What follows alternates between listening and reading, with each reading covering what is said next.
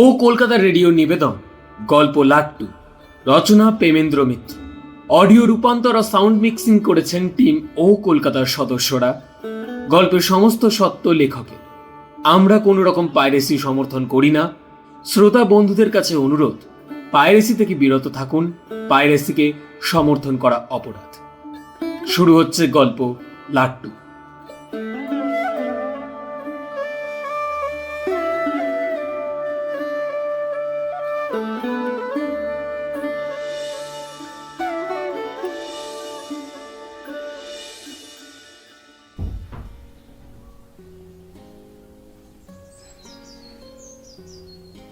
না না না, প্লেন নয়, প্লেন নয়, লাট্টু লাট্টু।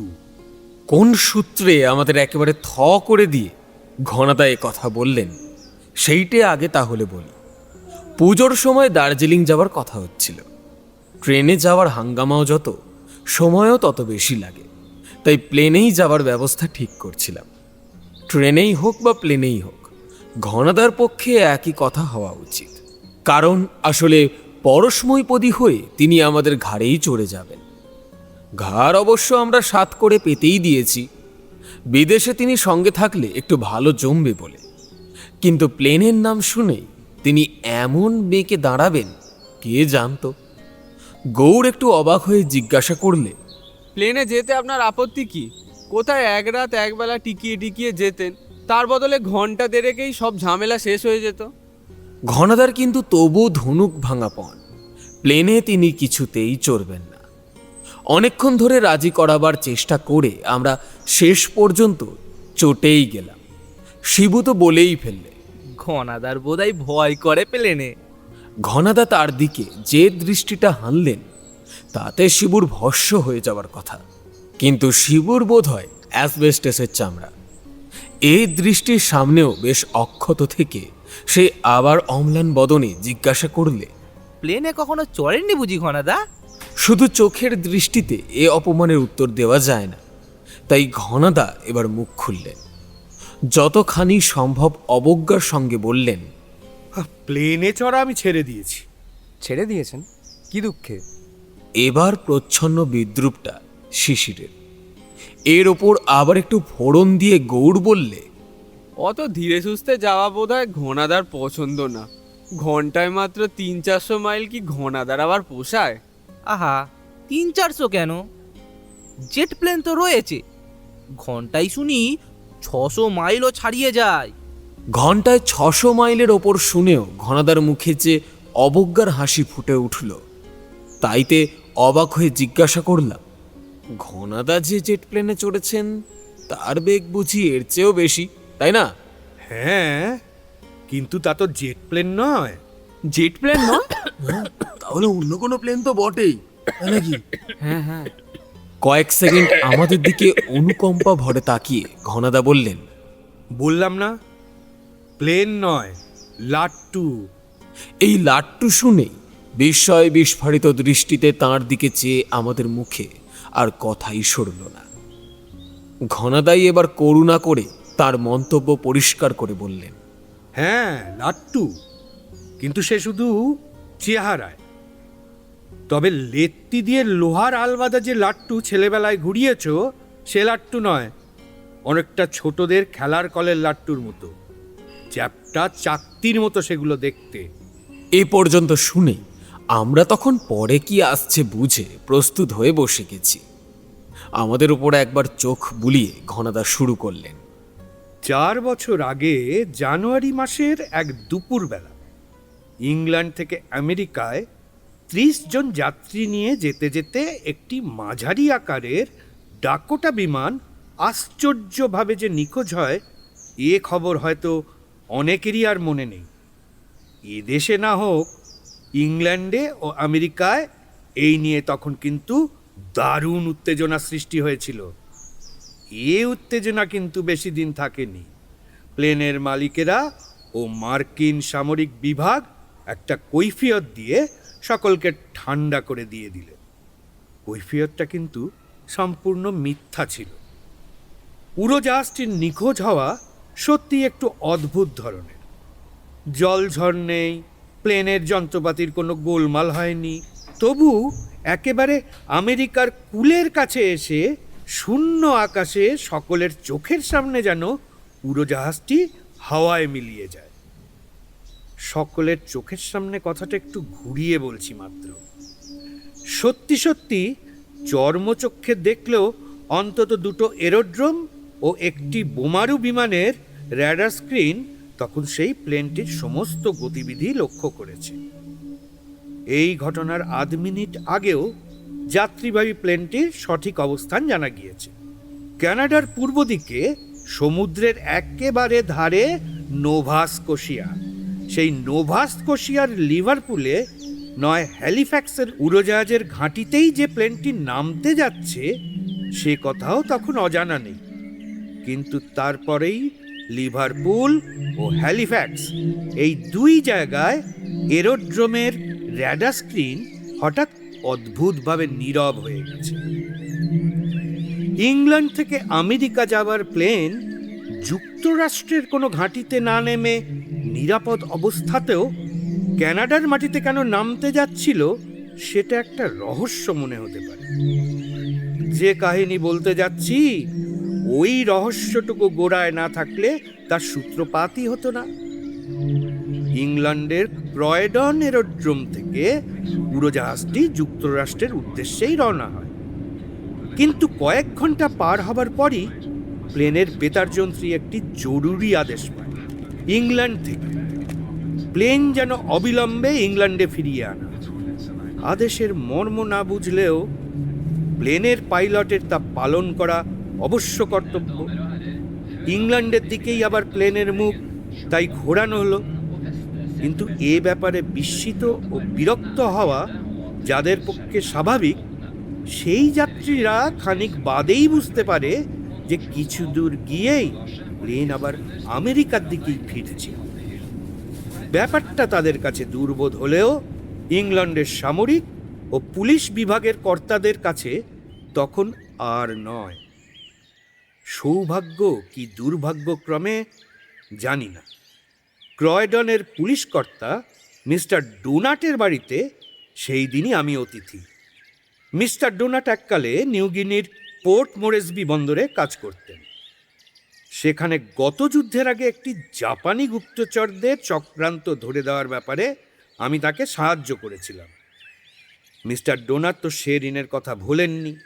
যুদ্ধের পর ইংল্যান্ডে একরকম বেড়াতেই গেছি। কি করে জানি না আমার খোঁজ পেয়ে ডোনাট সাদরে তার বাড়িতে আমাকে নিমন্ত্রণ করে পাঠান। সাদর নিমন্ত্রণ করলেও অতিথির সম্মান রাখা সেদিন তার ভাগ্যে নেই। খাবার টেবিলে বসে সবে স্যুপের প্লেট শেষ করেছি, এমন সময় পাশের ঘরে তার ফোন বেজে উঠল। মিস্টার ডোনাট বিরক্ত হয়ে খাবার ফেলে উঠে গেলেন, কিন্তু ফোন সেরে ফিরে যখন এলেন তখন তার মুখ আষাঢ়ের মেঘের মতো গম্ভীর। কি করে আপনার কাছে যে ক্ষমা চাইবো বুঝতে পারছি না মিস্টার দাস, কিন্তু আপনাকে একলা ফেলে এক্ষুনি আমার না গেলেই নয়। মিস্টার ডোনাট যে অত্যন্ত অপ্রস্তুত হয়ে পড়েছেন তা তার গলার স্বরেই বোঝা গেল। তাকে আশ্বস্ত করে বললাম, মিস্টার ডোনাট, আপনি কিন্তু বিন্দুমাত্র কুণ্ঠিত হবেন না। পুলিশের চাকরির মজাই যে এই তা কি আমি জানি না মনে করেছেন? এখন ব্যাপারটা কি? খুন জখম নিশ্চয়ই। আর খুন জখম?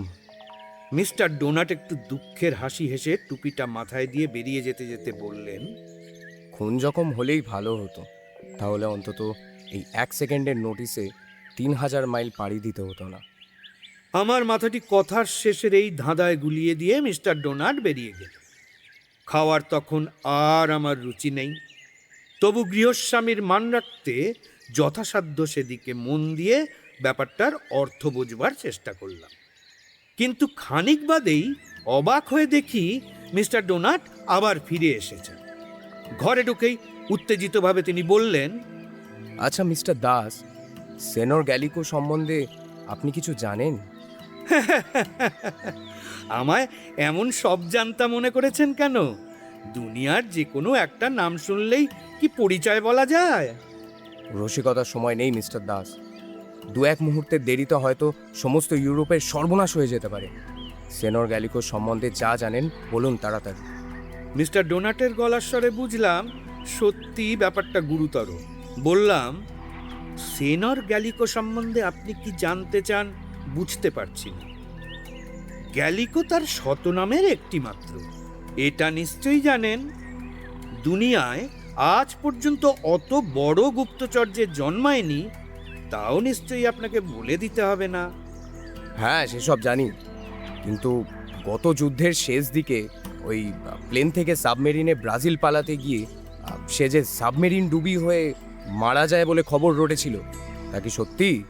আরে সে কথা তো আমার চেয়ে আপনাদেরই ভালো জানবার কথা। কেন মিছে কথা বাড়াচ্ছেন মিস্টার দাস? যদি কিছু জানেন তো তাড়াতাড়ি বলুন না। আহা, আচ্ছা আচ্ছা আচ্ছা আচ্ছা, বেশ বেশ বেশ বলছি, শুনুন। সেনর গ্যালিকো সাবমেরিন ডুবি হয়ে মারা যায়।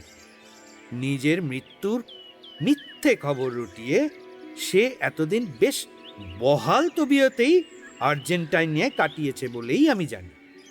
কিন্তু এত বড় জরুরি খবর যার কাছে জেনে নিচ্ছেন, ব্যাপারটা আসলে কি তার তা জানবার অধিকার নেই? খুব আছে, সব কথা না হয় যেতে যেতেই বলবো। আসুন। সে কি, আমি কোথায় যাব? কোথায় তা এখনো জানি না, কিন্তু আপনাকে আসতেই হবে আমার সঙ্গে মিস্টার দাস। সেনর গ্যালিকো ছদ্মবেশ ভেদ করে তাকে চেনার মতো দ্বিতীয় লোক এখন আর আমাদের হাতের কাছে নেই।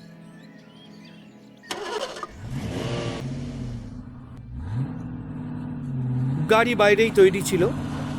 রাস্তার নিয়ম কানুন হেলায় লন্ডভন্ড করে দিয়ে বিদ্যুৎ বেগে সে গাড়ি মিনিট কয়েকের মধ্যেই দেখলাম ক্রয়ডন এরোড্রোমেই আমাদের পৌঁছে দিল। সেখানে নেমে ব্রিটিশ সামরিক বিভাগের যে মহাশয় ব্যক্তিটিকে দেখা গেল, ব্যাপারটা অত্যন্ত গুরুতর না হলে তিনি সশরীরে সেখানে হাজির থাকতেন। আমাকে দেখে মিস্টার ডোনাটকে কাছে ডেকে তিনি নিচু গলায় কি জেনে নিলেন, তারপর এগিয়ে এসে আমার করমর্দন করে বললেন, আপনি যে সাহায্য আমাদের করতে এসেছেন তার জন্য সমস্ত ইউরোপ আপনার কাছে কৃতজ্ঞ থাকে। হঠাৎ শিবুর কাশিতে ঘনাদার কথায় ছেদ পড়ল। শিবুর কাশির ধরনটা সত্যি বড় বেয়ারা। হাসি চাপতে গিয়ে কাশি বলে যদি কেউ তাকে সন্দেহ করে, তাকে খুব দোষ দেওয়া যায় না। কাশি শুনেই ঘনাদার মুখের চেহারা যা হলো, তাতে মাছ নদীতে ভরাডুবি হবার ভয়ে আমরা সবাই শিবুর ওপর একেবারে মার মুখ হয়ে উঠলাম। কাজ বাড়ার সময় পেলি না? অত যদি কাশি তো বাসক সিরাপ খেলেই হয়। কাশি পায় তো বাইরে গিয়ে বসত, এই বাইরে যা। বলা বাহুল্য, শিবুর কাশি তৎক্ষণাৎ থেমে গেল এবং ঘনাদা শান্ত হয়ে আবার শুরু করলেন। বুঝলেন, ইউরোপের কৃতজ্ঞতায় আমার কোনো লোভ নেই। গ্যালিকোর কাছে আমার একটা পুরনো দেনা আছে, শোধ দেব। আমি সেই আশাতেই যাচ্ছি। কিছু দূরে যে বিরাট অদ্ভুত চেহারার প্লেনটা দাঁড়িয়েছিল, সেই দিকেই এবার সবাই অগ্রসর হলাম। প্লেনের কাছে এসে দ্বিধাভরে দাঁড়িয়ে পড়ে সামরিক বিভাগের বড় কর্তা আমায় বললেন, একটা বিপদের কথা কিন্তু আপনাকে বোধহয় জানিয়ে দেয়া দরকার মিস্টার দাস। মিস্টার ডোনাট তার দেশের জন্য কর্তব্যের ডাকে যাচ্ছে, কিন্তু আপনি এসেছেন স্বেচ্ছায় সাহায্য করতে। যে প্লেনে আপনাদের পাঠাচ্ছি, এই দাঁড়ান দাঁড়ান দাঁড়ান, সেটা কয়েকদিন আগে টেমসের খাঁড়ির ওপর যে জেট প্লেন ফেটে গিয়ে মিস্টার জিওফ্রে ডে হ্যাভিল্যান্ড প্রাণ হারান, তারই যমজ বলা যায়। আমি দেখেই তা চিনেছি, সুতরাং আপনার সংকুচিত হবার কিচ্ছুই নেই। সামরিক বড়কর্তার নির্বাক বিস্ময়টুকু উপভোগ করেই প্লেনের ভেতরে গিয়ে উঠলাম। শব্দের চেয়ে যা আগে ছোটে সেই সুপারসনিক জেট বম্বারে উল্কা বেগে আটলান্টিক সাগরের উপর দিয়ে উড়ে যেতে যেতে ডোনাটের কাছে সমস্ত ব্যাপারটাই ভালো করে জেনে নিলাম। ব্যাপারটা সংক্ষেপে এই, কিছুদিন থেকেই ইংল্যান্ডের কর্তা ব্যক্তিরা সন্দেহ করছিলেন যে অত্যন্ত চতুর কোনো গুপ্তচরের কারসাজিতে সামরিক বিভাগের অত্যন্ত গোপন সব সংবাদ কিভাবে যেন অদৃশ্য ছিদ্র পথে বার হয়ে যাচ্ছে। ঠিক আগের দিনই সে সন্দেহ যে মিথ্যা নয় তার নির্ভুল প্রমাণ পাওয়া যায়। দেশ রক্ষা বিভাগের একজন বড় কর্তার সুরক্ষিত সিন্দুক থেকে অত্যন্ত মূল্যবান একতারা কাগজ আশ্চর্যজনকভাবে উধাও হয়ে গেছে। ফাইলটি তার আগের দিনই সে সিন্দুকে রাখা। এ ফাইলে এমন কিছু আছে শত্রুপক্ষ যা জানতে পারলে শুধু ইংল্যান্ড নয়, ইউরোপেরও সর্বনাশ হয়ে যাবে। খবরের কাগজে এসব কথা তো জানানো যায় না। পুলিশ ও গোয়েন্দা বিভাগ তাই গোপনে যা করবার সবই করেছে। ফাইল কিভাবে যে চুরি গেছে তারা এখনো বুঝতে পারেনি, কিন্তু ফাইলের সঙ্গে দেশ রক্ষা বিভাগের অফিস থেকে নগণ্য যে একজন চাকর উধাও হয়ে গেছে তার খোঁজ করতে গিয়ে কেঁচো খুঁড়তে গোখরোর সন্ধান তারা পেয়েছে। চুরির অপরূপ কৌশল দেখে তাদের ধারণা হয়েছে যে বিশ্ববিখ্যাত গুপ্তচর সেনর গ্যালিকোরই কাজ এটা। কিন্তু সেনর গ্যালিকো বছর চারেক হলো মারা গেছে বলে সবাই জানে। তা সত্ত্বেও এ মূল্যবান কাগজপত্র যেসব পথে ইংল্যান্ড থেকে বেরিয়ে যেতে পারে তার সবগুলির ওপরেই গোয়েন্দা বিভাগ কড়া নজর রেখেছে। যে প্লেনটি ক্রয়ডন থেকে আমেরিকায় রওনা হয় তার যাত্রীদের মধ্যেও একজন গোয়েন্দাকে সেজন্য রাখা। প্লেনটি ছাড়বার সময় তার সমস্ত যাত্রীর পরিচয়ই অবশ্য ভালো করে খুঁটিয়ে দেখা হয়। তাদের কারুর পরিচয়েই কোনো খুঁত পাওয়া যায়। তা সত্ত্বেও প্লেনটি ছেড়ে যাবার পরই গোয়েন্দা পুলিশ এমন একটি সূত্র পায় যাতে মনে হয় ওই প্লেনেই গুপ্তচর তার চুরির মাল নিয়ে পালিয়েছে। তৎক্ষণাৎ বেতার টেলিগ্রামে প্লেনটিকে তাই ফিরে আসবার আদেশ দেওয়া হয়। প্লেনটি ফিরেও আসছিল, কিন্তু হঠাৎ মাঝপথে যে কি হলো কিছুই বোঝা যায় না। প্লেনটি ইংল্যান্ডের দিকে না এসে আবার ওপারের দিকেই যাত্রা করে। আমেরিকা ও কানাডার পূর্ব উপকূলের সমস্ত এরোড্রোম এবং সামরিক ঘাঁটিকেই তখন সতর্ক করে দেওয়া হয়েছে প্লেনটির অপেক্ষায় সতর্ক থাকার জন্য। গুপ্তচর যদি সেনর গ্যালিকোই হয় তাহলে অবশ্য তার মতো ধড়িবাজ না বার করতে পারে এমন ফন্দি নেই। বিরাট আমেরিকার পূর্ব উপকূলে যে কোনো জায়গায় নেমে সে সরে পড়তে পারে। তাই আমেরিকার যেখানে যত ঘাঁটি আছে তারা তো র্যাডার স্ক্রিনে আকাশের সমস্ত দিকের ওপর কড়া নজর রাখছেই।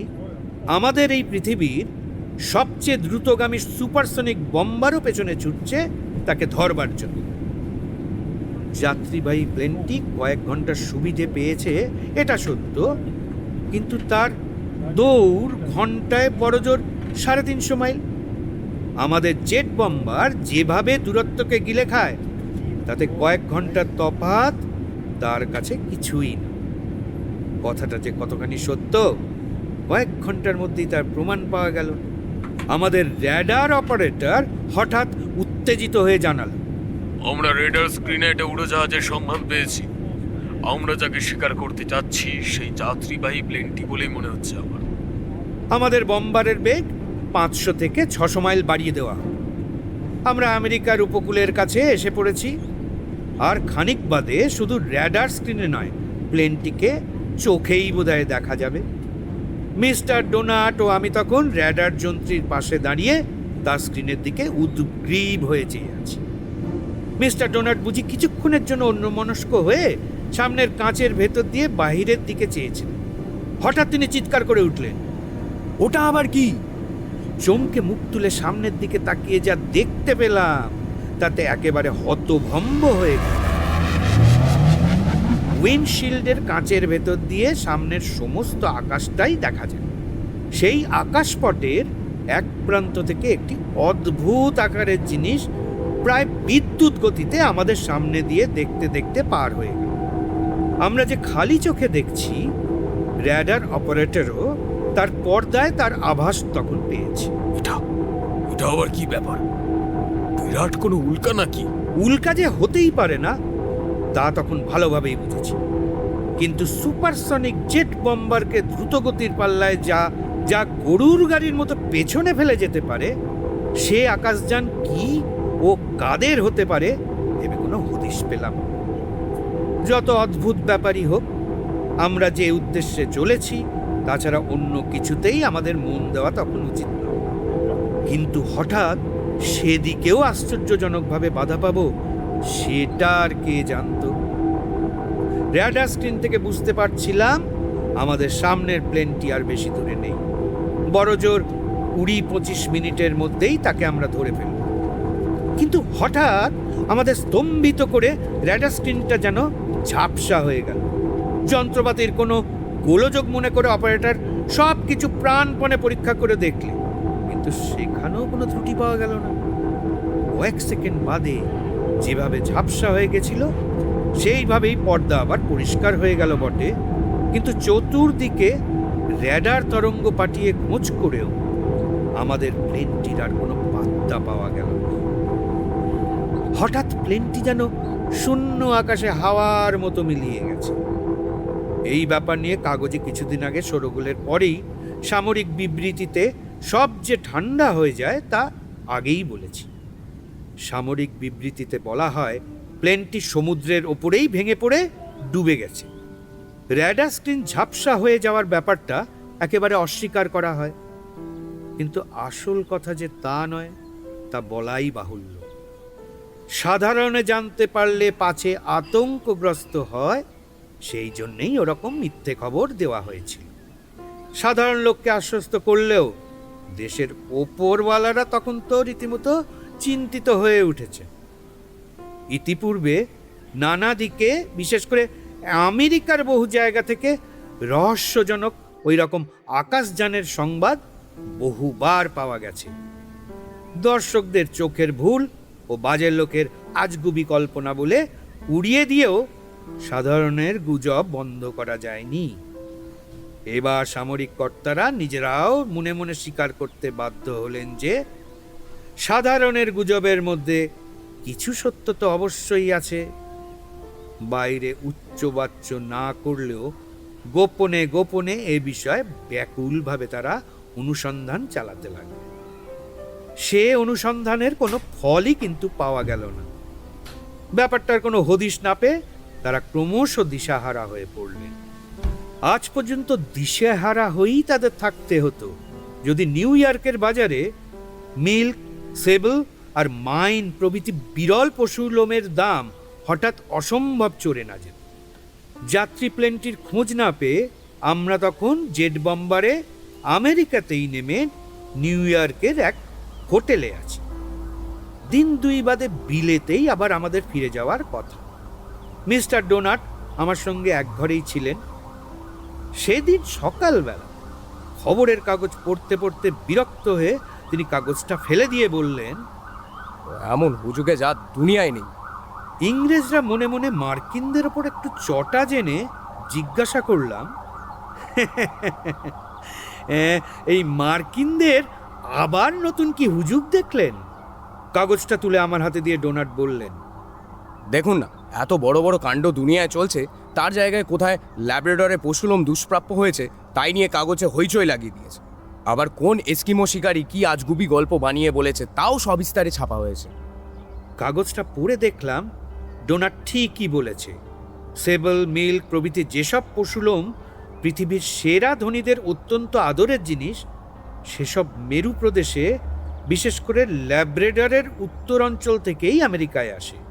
যারা ফাঁদ পেতে তুষার অঞ্চলের এসব প্রাণী ধরে তাদের বলে ট্র্যাপার। এবছর ট্র্যাপাররা তাদের শিকারের জায়গায় একটি প্রাণীর লেজও দেখতে পায়নি। নানুক নামে সেখানকার একজন বুড়ো ট্র্যাপার নাকি এস্কিমোদের কাছে এ বিষয়ে একটা আজগুবি গল্প শুনে এসেছে। গল্পটা এই যে ল্যাব্রাডরে এককালে যে দেবতাদের ভয়ে কোনো সাদা মানুষ পা দিতে সাহস করত না, তারা নাকি ফিরে আসছে। পশু পাখিরা তাই ল্যাব্রাডর ছেড়ে পালাচ্ছে। এরপরে মানুষকেও পালাতে হবে। এই গল্পের সঙ্গে পাশে আরেকটা খবর পড়ে আমি কিন্তু উত্তেজিত হয়ে উঠে দাঁড়িয়ে বললাম, মিস্টার ডোনাট তৈরি হয়ে নাও, এক্ষুনি আমাদের ল্যাব্রাডরে যেতে হবে। তুমি কি পাগল হলে নাকি? পরশু আমাদের বিলেত যেতে হবে, এখন ওখানে যাব? হ্যাঁ হ্যাঁ, ল্যাবরেটরেই আমাদের যেতে হবে। বম্বার নিয়ে যাদের ফিরে যাবার তারা যাক। সেনর গ্যালিকো আর যাত্রী প্লেনের রহস্য যদি ভেদ করতে চাও তো আমার সঙ্গে চলো। কিন্তু যাব কিসে? ল্যাবরেটর তো আর বোস্টন শিকাগো নয়, ট্রেনে চাপলেই হয়ে যাবে। যাব প্লেন ভাড়া করে। তুমি তৈরি হও। প্লেন ভাড়া করে সেই দিনই ল্যাবরেটরের ব্যাটল হারবারে গিয়ে নাম। সেখান থেকে বিশেষ ধরনের তৈরি কতকটা শালতির মতো লম্বা মোটর বোট ভাড়া করে হ্যামিল্টন নদী দিয়ে চললাম ডাইক লেকের দিকে। ডাইক হ্রদে পৌঁছবার আগে লবস্টিক হ্রদের কাছেই বিরাট হ্যামিল্টন জলপ্রপাত। সেখানে পৌঁছে মোটর বোট ছেড়ে হাঁটা পথে রওনা হলাম একজন পথপ্রদর্শক নিয়ে। সেই পথপ্রদর্শক আর কেউ নয়, নিউ ইয়র্কের কাগজে যার গল্প বেরিয়েছিল সেই এস্কিমো ট্র্যাপার নানু। ব্যাটল হারবারে নেমেই ফার অর্থাৎ পশুলোমের ব্যবসাদারদের কাছে নানুকের খোঁজ করে জেনেছিলাম হ্যামিল্টন জলপ্রপাতের কাছে ট্র্যাপারদের প্রথম যে চটি আছে সেখানেই তাকে পাওয়া যাবে। ব্যবসা মন্দ হওয়ার দরুন সে আজকাল সেই চটিতেই 5 ফরমাস খেটে দিন কাটায়। আমরা ডাইক লেকের উত্তরে যেতে চাই শুনে প্রথমে নানুক আমাদের পথ দেখাতে রাজিই হয়। ভালো রকম বকশিসের লোভ দেখিয়ে শেষ পর্যন্ত তাকে রাজি করাই। রাজি হয়েও তার বিস্ময় কিন্তু সে চেপে রাখতে পারেনি। ডাইক লেকের উত্তরে কোনো জানোয়ার পর্যন্ত আজকাল পাওয়া যায় না, সেখানে কি সুখে আমরা যেতে চাই? তার কথার উত্তর না দিয়ে পাল্টা প্রশ্ন করেছিলাম, হঠাৎ ও অঞ্চলের অমন দুর্দশা হবার কারণ কি? নানুক এমনিতেই কম কথা বলে। এ প্রশ্নের উত্তরে অত্যন্ত গম্ভীর হয়ে বলেছিল, গেলেই জানতে পারা যাবে। জানতে সত্যি শেষ পর্যন্ত পারা গেল, কিন্তু যা জানলাম তা সত্য না স্বপ্ন এখনো মাঝে মাঝে সন্দেহ হয়। 5 দিন হাঁটা পথে চলবার পর আমরা সেদিন এ অঞ্চলের শেষ একটা চটিতে রাত্রের মতো আশ্রয় নিয়েছি। চটিটি অবশ্য পরিত্যক্ত। পশুলোম দুষ্প্রাপ্য হওয়ার সঙ্গে সঙ্গে চটি যারা চালায় তারা নিরুপায় হয়ে চলে গিয়েছে। শুধু জংলা গাছের তৈরি তাদের আস্তানাটা পড়ে আছে। রাত্রে খাওয়া দাওয়া সেরে ঘুমোতে যাব এমন সময় নানুক এসে খবর দিলে, জঙ্গলের পথে কে একজন ওই লোক আমাদের চটির দিকেই আসছে। পশুপক্ষী পর্যন্ত সেখানে নেই, সেই শ্মশান রাজ্যের লোক কিভাবে আসবে? আর এই অন্ধকারে লোক আসছে, তুমি দেখলে কি করে? দেখিনি, তবে শুনতে পাচ্ছি। কান পেতে আমরা কিন্তু কিছুই শুনতে পেলাম না। মিস্টার ডোনাল্ড বিরক্ত হয়ে নানুককে কুনি দিতে যাচ্ছিলেন, তাকে বাধা দিয়ে বুঝিয়ে দিলাম যে আমাদের কাছে যেমন ছাপানো বই, নানুকের কাছে তেমনই জঙ্গল। সে সামান্য ঝরাপাতা দেখে বা অস্ফুট একটা শব্দ শুনে যা বুঝতে পারে, আমাদের পক্ষে তা কিন্তু অসাধ্য। নানুকের কথা যে সত্যি খানিক বাদেই তার প্রমাণ পাওয়া গেল।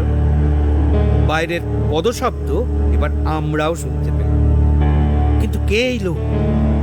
বন্ধু না শত্রু?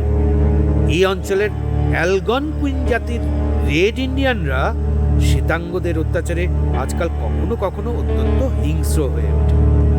সুবিধে পেলে নির্জন জায়গায় তারা যে খুন জখম করতে দ্বিধা করে না, তার যথেষ্ট নজির আছে। পিস্তলটা বার করে তাই কোলের ওপর রাখলাম, কিন্তু পিস্তলের কোনো প্রয়োজন হলো না।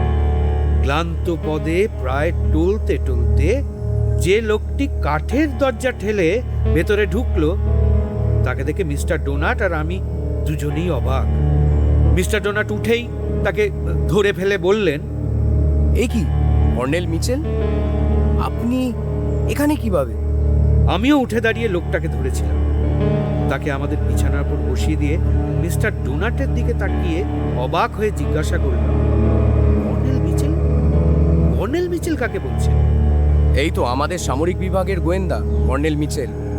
যাত্রী প্লেনে ইনিই তো পাহারা দিচ্ছিলেন। তাই নাকি? আমি কিন্তু এর আরেকটা নাম জানি। আর একটা নাম? হ্যাঁ, সে নাম হলো সেনর গ্যালিকো। আপনাকে ফাঁকি দেওয়া অসম্ভব মিস্টার দাস। ক্লান্তভাবে একটু হেসে গ্যালিকো তার জামার ভেতরের পকেট থেকে একটি কাগজের প্যাকেট বার করে আমার হাতে দিয়ে বললে, যার জন্য এত দূর ধাওয়া করেছেন, এই নিন সেই ফাইল। এতে আর আমার দরকার নেই, গুপ্তচরগিরি আমার শেষ। তোমাকে আমি চিনি গ্যালিকো। তুমি কি ভেবেছ সামান্য একটু অভিনয় করে আমায় ফাঁকি দেবে? এ ফাইল যে তুমি নকল করে রাখোনি তার প্রমাণ কি? কি বললেন? প্রমাণ? হ্যাঁ, বিপদ যতই থাক, এখন আমার সঙ্গে গেলে বোধহয় তার প্রমাণ দিতে আমি পারব।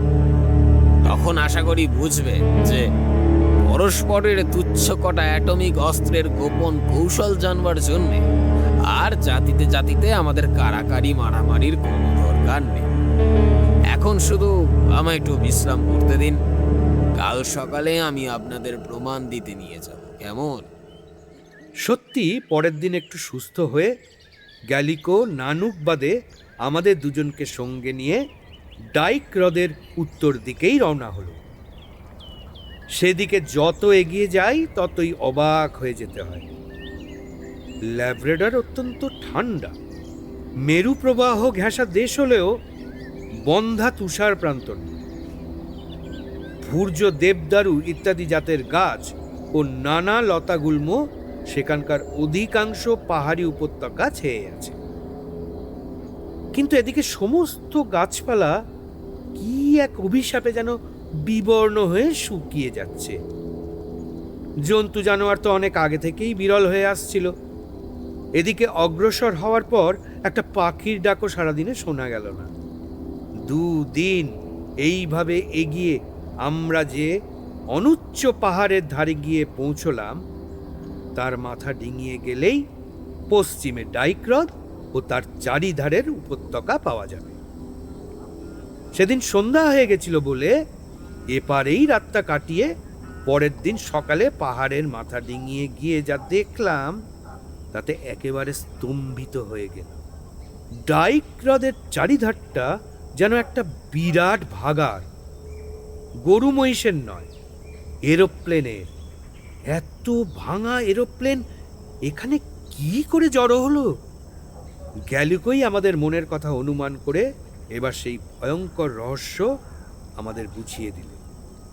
বললে, এরকম চোখের ওপর ঘটেছে বলে আমাদের প্লেনের অন্তর্ধানের ব্যাপারটাতেই তোমাদের টনক নড়েছে, কিন্তু তার আগে গত 3 বছর ধরে যেসব এরোপ্লেন নিখোঁজ হয়েছে, কোনো দুর্ঘটনাই তার কারণ হবে বলে লোকে অনুমান করে, কিন্তু অধিকাংশই তার দুর্ঘটনা নয়। কিন্তু এখানে এসব প্লেন এলো কি করে? যেমন করে আমাদের প্লেন এসে পড়েছিল। আসল কর্নেল মিচেলকে তার ঘরেই বন্দি করে কর্নেল মিচেল সেজে আমি গোপনীয় কাগজ নিয়ে প্লেনে এসে উঠি। ক্রয়ডন থেকে যখন প্লেন ফেরাবার হুকুম আসে, তখন বিপদ বুঝে বম্বারের কন্ট্রোল রুমে গিয়ে কথা বলতে বলতে কৌশলে রেডিও অপারেটরকে বিষাক্ত সূচ ফুটিয়ে অজ্ঞান করে ফেলি। পাইলট আর অপারেটর ছাড়া সে কামরায় কেউ থাকে না। পাইলট তার নিজের কাজেই তন্ময়। ব্যাপারটাকে স্বাভাবিক অসুস্থতা বলে সে মনে করে, যেন নেহাত বাধ্য হয়ে আমি তখন অপারেটরের কাজে হাত দিই এবং খানিক বাদে পাইলটকে খবর জানাই যে ক্রয়ডন থেকে ভুল করে প্রথম হুকুম পাঠানো হয়েছিল।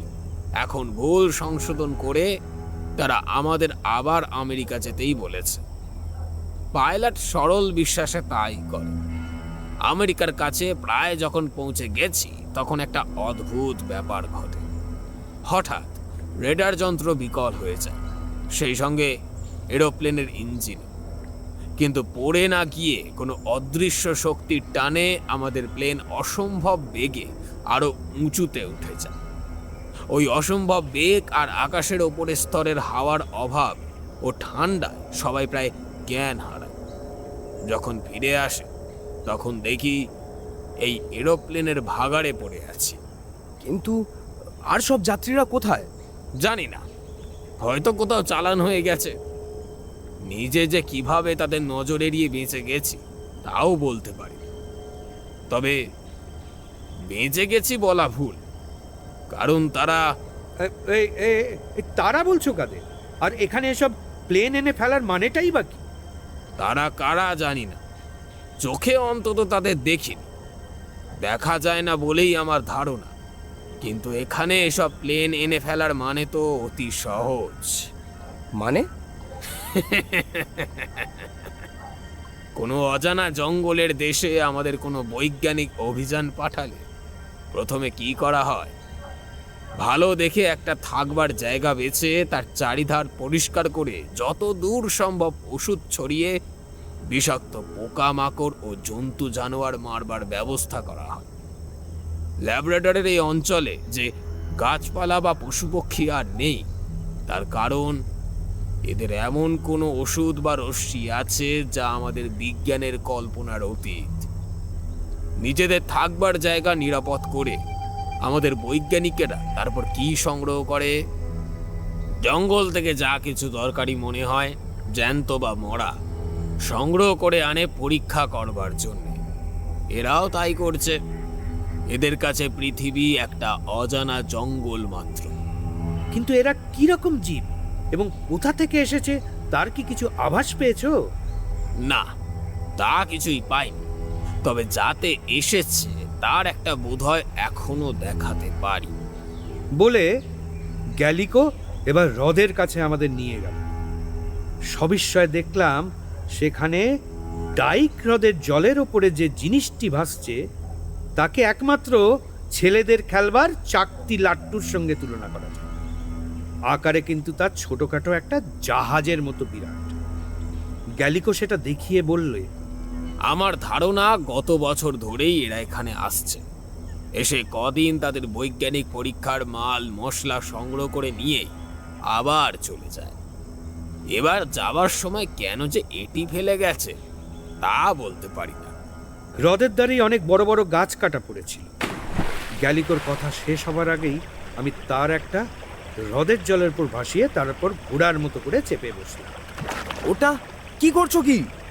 যা করছি তোমরাও তাই করো। ও যন্ত্রযানের ভেতরে কি আছে দেখতে হবে।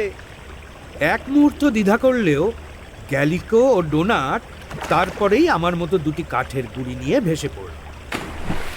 সেইভাবে হাত দিয়ে জল কেটে সেই বিরাট যন্ত্রযানটার কাছে গিয়ে অনেক কষ্টে পোর্ট হোলের মতো একটা বড় ফোকর খুঁজে পেয়ে কোনোক্রমে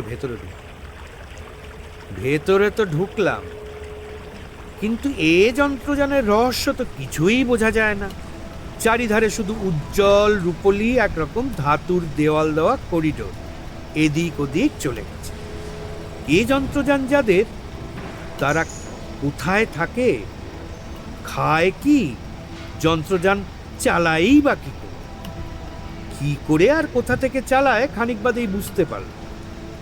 মনে হলো যন্ত্রযানের ঠিক মাঝামাঝি আগাগোড়া ঝাপসা কাঁচে ঢাকা একটা ঘর, আর তার মাঝখানে একটা প্রকাণ্ড নিচ টেবিলের ওপরে অসংখ্য নানা রঙের বোতাম যেন আটা আছে। আমি সেই বোতামগুলো এলোপাথারি টিপতে শুরু করতেই ডোনাট হাঁ হাঁ করে উঠল। আরে কি করছেন কি? কিসে কি হয় এটা হয়তো চলতে শুরু করবে। আরে আমিও তো তাই চাই।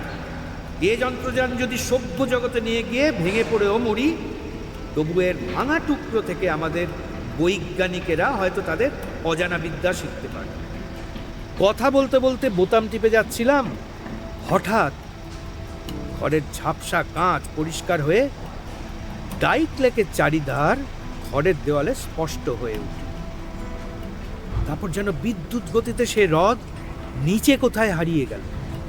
আমরা আকাশে উঠেছি, উল্কা বেগে আকাশে ছুটে যাচ্ছি, কিন্তু কোন দিকে? নিচে যেন সাদা তুষার প্রান্তর দেখা যাচ্ছে। তবে কি উত্তর মেরুর দিকেই চলেছি? যেমন খুশি আবার আর কটা বোতাম টিপল। হঠাৎ গোঁতা খেয়ে যন্ত্রযান ঘুরে চলল। একই ওই তো সেন্ট লরেন্স উপসাগর। নিচে যেন ম্যাপের মতো আঁকা রয়েছে। ওই তো নিউ ফাউন্ডল্যান্ড। আমরা আমেরিকার যুক্তরাষ্ট্রের দিকেই চলেছি, কিন্তু সমুদ্র যেন হু করে আমাদের দিকে ছুটে আসছে। আমরা নিচে পড়ে যাচ্ছি নাকি? আর কয়েকটা বোতাম টিপলাম, হঠাৎ আবার পাক খেয়ে খেয়ে আমাদের যন্ত্রযান উঠে যাচ্ছে।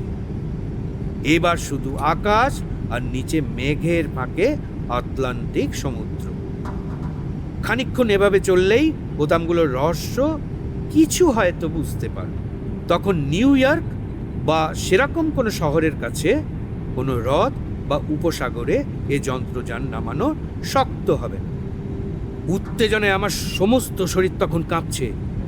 খুঁড়তে খুঁড়তে গোখরো নয়, একেবারে অজগর আমিই ধর।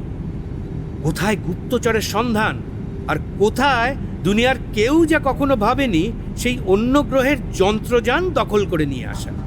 অ্যাটমিক বোমার যুগকেও যারা পেছনে ফেলে গেছে তাদের বৈজ্ঞানিক বিদ্যার সন্ধান পাওয়া। হঠাৎ গ্যালিকো চিৎকার করে উঠল, ওই দেখো! দেখলাম এবং বুঝলাম আমার সমস্ত আশায় ছাই পড়তে চলেছে। আকাশে হঠাৎ কোথা থেকে আমাদের মতো আরও 3টে চাকতি লাট্টু এসে উদয় হয়েছে। বুঝলাম যন্ত্রযানের আসল মালিকেরা ফিরে এসেছে। ফিরে এসে তাদের যন্ত্রযান দেখতে না পেয়ে ক্ষিপ্ত হয়ে আমাদের খোঁজে বেরিয়ে এতক্ষণে সন্ধান পেয়েছে। এরা ওস্তাদ, আর আমি তো চালাবার বিদ্যা কিছুই জানি না। এরা আমায় ধ্বংস করে ফেলবেই। তবু উন্মত্তের মতো বোতাম টিপে চললাম। আকাশ যেন 4টে উল্কার পাগলামির খেলা শুরু হয়ে গেল।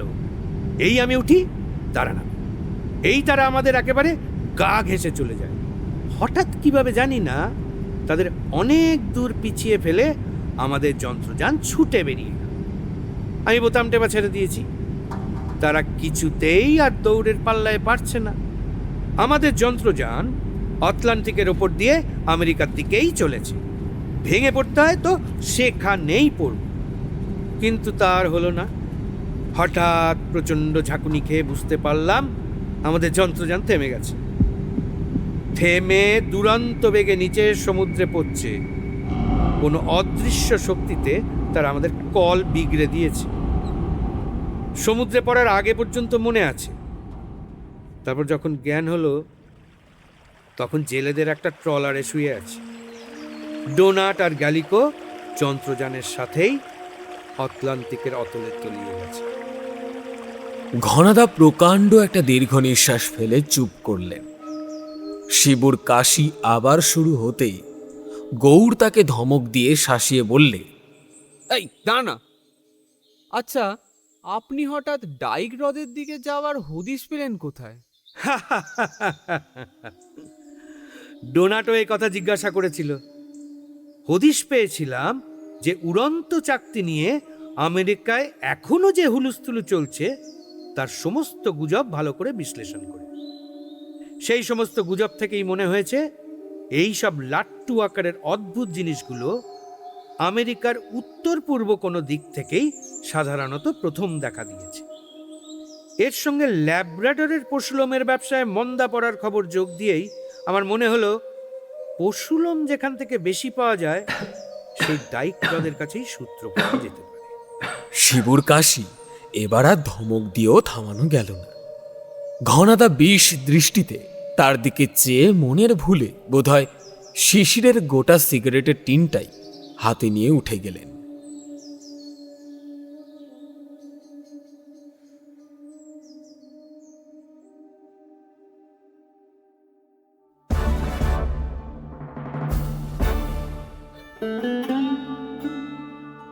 শুনলেন গল্প লাট্টু, রচনা প্রেমেন্দ্র মিত্র। গল্প পাঠে আমি সায়ন, গৌড় স্নেহাশিস, শিবু দীপঙ্কর, বড়কর্তা বিশ্বনাথ, রেডিও অপারেটর আমি সায়ন, নানুক স্নেহাশিস, ঘনাদা রাজীব, মিস্টার ডোনাট অরিত্র, শিশির অরিত্র। নিবেদনে ও কলকাতা রেডিও। আমাদের নিবেদন আপনাদের কেমন লাগছে জানাতে ভুলবেন না। আমাদের এই প্রচেষ্টা ভালো লাগলে আমাদের সাবস্ক্রাইব করুন ইউটিউব বা আপনার পছন্দের অডিও পডকাস্ট প্ল্যাটফর্মে। ধন্যবাদ।